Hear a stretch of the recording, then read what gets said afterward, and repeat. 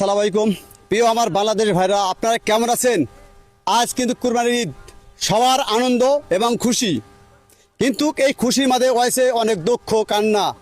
আমি দেখাবো বাংলাদেশের রাজশাহী জেলা বাগমারা উপজেলা পশ্চিম বাগমারা 1 নম্বর গোবিন্দবাড়ি ইউনিয়নে যে মাহুতপুর গ্রামে রাবুল নামে যে ব্যক্তিটা, উনি ছিল রাজশাহীতে ভাড়া, এনার পুকুর চাষ করে কে যেন শত্রুতা করে এই বিষ মেরে কিন্তু মাছ সম্পূর্ণ শেষ করে দিয়েছে, তার ব্যবসার 12টা বাজায় দিয়েছে। আমি প্রতিটা পুকুর চাষিকে অনুরোধ করব, আপনারা বছরে 2টা ঈদ আছে, এই ঈদে আপনাদের পুকুর নিরাপত্তা রাখবেন, কড়া পৌর রাখবেন, নাহলে কিন্তু আপনিও এই বিপদে পড়তে পারেন। আপনারা দেখেন কেমন মানুষ হলে, নিকৃষ্ট মানুষ হলে এই কাজগুলো করতে পারে। আপনার প্রায় 2টা পুকুরে প্রায় 70 থেকে 80 মণ মাছ সেখানে নষ্ট হয়ে গেছে। আজ ঈদের দিন মুসলমান কিন্তু গরু পশু নিয়ে কিন্তু তারা ব্যস্ত, এরই মাঝে কিন্তু শত্রুতা করে এই পুকুরে বিষ মেরে মাছগুলো সব শেষ করে দিছে। এই মাছ কোথায় বেচবে? আপনার কাছে পুষ্ট রইল।